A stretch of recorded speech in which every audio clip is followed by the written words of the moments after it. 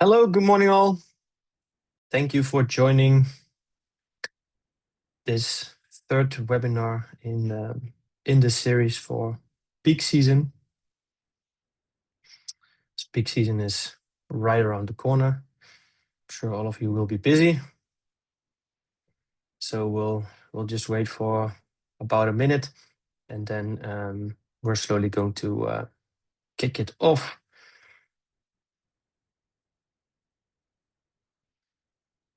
All right. See more and more people pouring in. Good morning all. Welcome. All right. I will shortly introduce myself. My name is Luc Altorf. I'm a Dutch guy who wandered out to Austria. I live in Vienna and I work for nShift now about 3 years. And I occupy myself with customers, retail customers, e-commerce customers in the German-speaking market, but also acting on in a global level. So I hope I can share some interesting insights with you today. Please feel free to use the Q&A feature in this Zoom chat. I will look at the questions after I'm done. You can also use the chat, of course, to chat, and we'll look at that as well at the end. And in between, we have a few polls, which we'll do right there on the spot. So that should all be good. So let's get to it. As a nice statement, peak season isn't just a test of logistics, it's a test of your ability to convert and retain customers. I would say converting is something that will go extremely up. But of course, after customers convert, they've put their trust into you, and retaining those customers is, of course, fulfilling that promise. And that promise means delivering the goods that they have just bought more or less in time and with the right information, of course, along the process. So today we'll have a few topics for you guys. The rise of lockers and parcel shops, something that I see a lot in the market at the moment. Sustainability and how that plays into the mix. We have some regional shopping behavior from a few of our more popular markets, where we have some insights. And then last but not least, we'll talk a little bit about the future of last mile delivery, or if you will, your future customer and what they might prefer and where this last mile delivery is going. And then, of course, we have the interactive polls in between and the Q&A to close. So let's dive into the rise of lockers and parcel shops. So it always starts, of course, with home delivery. Home delivery, about 1 in 5 deliveries fail on the first attempt. That can either be because, of course, you're not home at the time of delivery. What sometimes also happens to me is that a parcel carrier said they were at my door. I was working at home, but nobody rang the doorbell. And that, of course, can cause some frustration. And that is, of course, something we do not want to see with our customers. So what are the challenges that we see with home delivery? I think first and foremost that something that retailers are seeing is, of course, the rising cost. Not only because the home delivery service is traditionally a little bit more expensive than a locker or out-of-home delivery. There are some cases also where a carrier will charge you for the failed deliveries, in the sense of they will bring it back to your warehouse, and there's an undeliverable surcharge coming for that. Of course, secondly, the environmental impact on those things, right? If it's not just that they come back at the end of the route to try again. No, if they cannot deliver a parcel, they'll either bring it to a locker, which is quite popular nowadays. But there's most of the carriers still take the parcel back to the sorting center. It will go another round to the sorting center, which is, of course, not great. And then it will go out again the next day or in 2 days for another delivery round. The third point, the ghost delivery attempts, is something I already mentioned before, right? So you are neatly at home eagerly awaiting your parcel that you've ordered a few days ago. and the track and trace email comes in and says, hey, we're going to deliver this parcel today to you in the afternoon. You're waiting at home until that happens. And then out of the blue, at the end of the day, you receive an email, hey, we were at your door, but nobody was at home. And you know that not being true, causing frustration. And frustration can, of course, lead in lost loyalty, where customers that have been shopping with you will decide to go somewhere else for their future purchases. Good. During peak, lockers and parcel shops are your late season rescue plan. So have a look into that. We have a poll. So, do you currently offer lockers or parcel shops as a delivery option? The answer can be, of course, yes, no, and I'm planning to. And you'll have now about 20 seconds to answer that, and then we'll quickly go through the results together.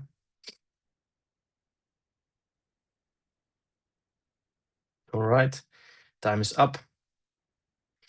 Oh, interesting to see. And the majority of you guys already have lockers in the checkout, so that's already a good step. And I see one of you answered that they're planning to. So yeah, for the ones planning to, I'm sure you're here to find out how and why, and a little bit too why lockers can be a good solution in peak season. So what we traditionally see is that carriers are having to deal with a lot of volume, which has an effect on the delivery time, and of course also the first delivery attempt success rate. And because they have such huge volumes, it operationally is easier for them to deliver these parcels with 50, 60, 70, or 100 parcels at a time at one of those shops or lockers, which allows them to operate their network a bit more efficient. So what will happen is, despite all of the busyness, you should see that these parcels that are going to lockers will arrive in time, and your customers will be able to pick up that parcel that they ordered just in time before Christmas, or for people in the Netherlands that are doing Sinterklaas at the 5th of December and forgot to order something and are still relying on that last minute delivery. Good. So a little bit more to that. What I see that's becoming more important is a bit of convenience, right? We're all very busy people. Our agendas are changing, filling up, emptying constantly, which means that we're not that much in the same spot anymore. We're going back to the office again. We have children to pick up from daycare. There's groceries, there's other things to take care of. And if that parcel, if you have some choice in the checkout, you will be able to select that option that fits the best with your life. If that is express delivery, that could be express delivery. If that's home delivery, that's home delivery. But the parcel box is very interesting in the fact that the parcel will be delivered regardless if you're there or not, and you can pick it up at a time that's convenient to you in the next, hopefully 2 to 3 days, because otherwise, let's say, space goes to waste. And of course, what's interesting to some brands is the carbon footprint, so the sustainability part. A locker delivery is not carbon neutral, but it is a whole lot less environmentally impactful, because instead of doing 50 single deliveries, they can do 50 deliveries at once to one place, which means less driving, less stops, less diesel, less energy used to get that parcel to its destination. All right, so a little bit more into detail on the sustainability part. We have some data that suggests that 60% of customers are willing to pay more for sustainable delivery. So, and why would that be? Especially customers who are buying from certain brands, who also align their brands with sustainability. They, of course, look at, is there an option to then get these products also sustainably at my house to me. And we can see that brands that align themselves with sustainability and their messaging is in line with that, we see that there's higher loyalty, right? Because if you're buying these, I always use the example of a bamboo toothbrush. You buy this sustainable bamboo toothbrush, then you don't want it to be delivered with a diesel van. Then you prefer maybe a electric delivery option or a bike delivery from a local store where it's already in the neighborhood. And these type of things can be a differentiator in peak season for your brand, right? You set yourself apart from others, and that's what will make you interesting or binding to the customers. Then it's time for another poll. Would your customers pay for sustainable delivery? So I think it's actually an interesting question here to see what you think of your customers and whether that sustainability is something that you should offer or not. So we have, of course, yes, no, and not sure. And again, you have a few seconds to compose your answers, and then we'll go through it together. All right. So we're very, very mixed here. It's about equally divided over all three options. So there's some people who say yes, there's some who say no, and we have the majority, slightly majority in not sure. And of course, it's an interesting topic, right? So if you're in the not sure case, what you could try is, of course, take a subset of your customers and have them run with the sustainability option in checkout, right? So that means that you offer sustainable options only to a subset of customers that go through a checkout during the week, and you can see if they are actually also converting on these delivery options to test that. Good. Then some regional behavior. So the markets that we're going to discuss is UK and Ireland, Benelux, so Belgium and the Netherlands, a bit of DACH, Germany, Austria, Switzerland, and the Nordics. So those are, let's say, the main, let's say, northern or western markets that we have a lot of customers with today. In the UK, we see a high demand for next day and same day delivery. Lockers are gaining traction as a solution for last minute orders. So this is typically something we see in big cities, right? Where shops will have local stocks from brand, or there's local smaller warehouses that they're at the edge of the city and that can deliver quickly into the city. Because people increasingly want their products very quickly, right? And I personally believe this has strongly to do with things like the TikTok marketplace, right? People see a video of a product and immediately want to buy that and have that product. So yeah, this ties into this instant gratification trend or movement that we see taking hold of the UK slowly. Good. Germany, a bit more traditional market, I would say. So the adoption of lockers and parcel shops is difficult. It's slow. It's increasing, but that's mainly because larger carriers such as DHL are increasingly incentivizing retailers by reducing pricing for these options and having retailers offer that in their checkout. There is a high demand for carbon neutral and eco-friendly deliveries in cities. Why? So big cities like Berlin, Munich, Düsseldorf, we see a lot of local heroes pop up there in the terms of delivery. So you have a lot of bicycle couriers, but also carriers that do shipping via an electrical fleet. So they are a bit more, they have a bit more capacity. And that's starting to take a hold because it's regarded as important to have a carbon neutral delivery in that sense. And there's a high preference for detailed tracking and a reliable delivery. So what does it come down to? I ordered something and it said that I would receive my my parcels in 2 days. Will it also happen in 2 days, right? So they're precise. They prefer that. Then a little bit on Benelux.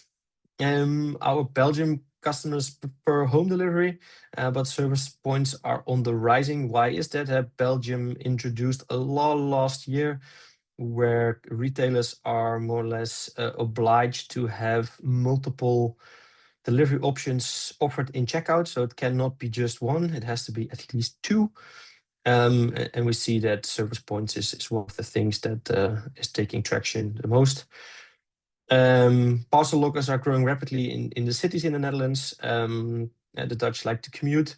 And we see a lot of them lockers pop up, of course, in areas where there's offices, where there's stations, central stations, big stations.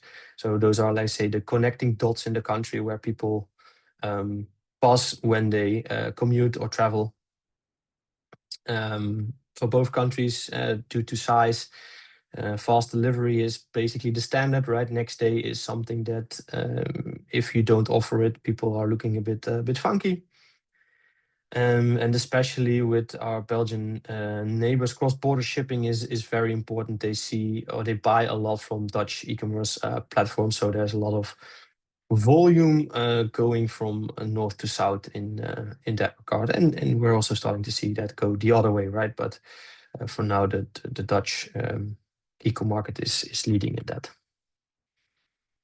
And lastly, the Nordics. So that's a completely other field that they are, if I would say, a little bit ahead of the trends that we're seeing in Central or Western Europe. They're already used to using lockers. They prioritize sustainability already a lot. And they prefer a lot of flexibility, right? So they want to change delivery when a parcel might already be in flight. So we see that they have the need or the want to adjust depending on where they're going to be or where they're going to end on a daily basis. Good. Then some cold hard facts on especially checkout, right? So delivery options ties directly into the checkout part. We see that of 70% of all e-commerce visitors abandon their shopping cart due to extra cost. That's not necessarily when you charge for shipping. I think charging for shipping is something that's becoming very much acceptable, certainly under a certain threshold, right? So I think on average we see anywhere between 40 and 50 euros.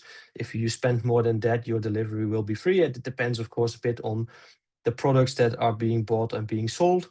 But what's also popping up sometimes in checkouts is extra costs due to VAT or any other hidden cost that might come to delivery, which the shop presents to the buyer at the moment of converting, which is or can be a real killer. And 56% of all shoppers abandon their carts due to limited shipping options in checkout, right? So it's a little bit the negative way of approaching it. I like to see it a bit differently in the sense that if you have a checkout where you can offer some options to your customer, it should have a positive effect on the conversion rate of your checkout. So of course, too many options is also not great, right? So customers have 5 options is a little bit too much.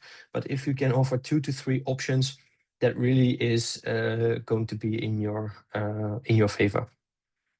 And then lastly, 80% of shoppers are more likely to purchase from a brand that provides a tailored experience, right? So the trend that we strongly see happening right now is based around personalization, right? We are all individuals, and funnily enough, it always ties a bit into also the generation that you belong to, and then that's linked to the preferences that those generation has. And we see that because there's such a broad variety of people shopping online, they want different things, and with different things will make them convert. And that's why personalization is such a important part of that start, let's say the finish of the conversion, and then the start of the delivery journey. Good. And I already started a little bit the conversation into personalization. So I would like to shortly introduce you to your future customer. That will be Generation Alpha. So for all of us, they will be highly digital native and highly influenced by social media. I personally have a 4-year-old daughter, and if I already see how swift and handy she is with a smartphone or a tablet, it's quite insane, and that's of course only going to go further. So regarding their shopping habits, this is all a bit expectations, etc. But they prefer shopping online, right? Because everything goes through a screen. They're influenced by social media platforms like YouTube, TikTok, and Instagram, because that's where they get their content. That's what they have in their hand. In terms of values, they will prefer convenience. Again, that instant gratification, which I already briefly touched upon in the UK shopping habits. And brands that align with gaming, sustainability, or viral trends. So these future customers will highly be influenced by what's currently trending, and those things might change on a weekly or daily basis even. And because they're at this point in time still quite young, right? They rely on parents for purchase, but um, there's already some hinting towards kid-friendly e-commerce platforms where I used to get some money every week to save up and buy something for myself, and these kids will get that money too, but they will get that money probably digitally, and parents will want a way to spend that um, kid friendly, so that they get used to being, let's say, the consumer of the future. Good. And what would a checkout like that look like, or how will that be influenced, right? So sustainable delivery options will be default. In my eyes, what will be highly important is delivery precision and speed, right? So at the moment I buy something, if I'm told it will arrive in 2 days, I want it to arrive in time, and I want to know during those 2 days where it is at. Of course, technology will play a part in that. Drone delivery, self-driving cars, robots. I think we've all seen some videos left or right that are already doing those things. And then last but not least, that's for me the main driver is personalization, right? So where we're going is to a point where you as a retailer will know who is in your checkout, right? So will you have a generation alpha in your checkout, or will you have a millennial in your checkout? That's just an example. Or will you have a loyal customer in your checkout, or will you have an occasional shopper in your checkout? And because you know who will be in your checkout because of their online profile, um, checkouts can be adjusted to that, right? So we can have different options for somebody who is, let's say, Generation Alpha versus to somebody who is a millennial, which means that there will not be too many options, and customers will receive this personalization to their delivery and can choose what fits them best, and that will make them convert and spend their money, of course. So that was the end of it, and I will dive into any questions that might be there. I see I have one. Is the Nordic market really one fits all? Are there differences between the EU destinations and Norway due to the extra level of customs processing for shipments from other EU countries to Norwegian addresses? I wouldn't say that the Nordic market is one size fits all. I think that the idea of is one size does not fit all, right? Because we're all individuals buying online. So that means that it changes. And extra customs for Norway, that doesn't have to influence the last mile, right? It's when you talk about a technology point of view, it's about data that needs to be transferred from the retailer to the carrier so that this custom process can happen. That doesn't stand in the way of whether it's going to be a home delivery, an express delivery, or a locker delivery. To enter the country, a certain data set is needed for that process to be completed. So yes, in order to ship from EU to Norway, you need to take into account the data that needs to be ready to go, because carriers and platforms like nShift can, of course, transfer that data digitally. So there's no printing of commercial invoices and stuff like that. But yes, it should not stand in the way of the experience of your customer if you take care of it. All right. Then there was some stuff in the chat. How can retailers best use data from checkout and delivery preferences to personalize the experience with overwhelming customers? Yeah, so that's what I touched upon in the end, right? By collecting the data of what customers select, we see more and more retailers, of course, offer these accounts, or you have to have an account in order to buy something. And by combining the data of that account to the behavior that they see in the checkout, you can start classifying customers, right? You know that customer A comes to your web shop every other week and converts about 50% of the time. So you might want to offer them a premium delivery experience because they are a loyal customer. Then you have customer B who only comes to you once a year and then spends quite a bit of money, but you want them to give them a standard shipping option. Or you might want to give customer A who is coming regularly a discount on return shipments if you were to be in a fashion environment. So there's different ways to go about it, but yes, data is of course key to personalize and set up checkouts in the future. Good. I'd like to thank you all.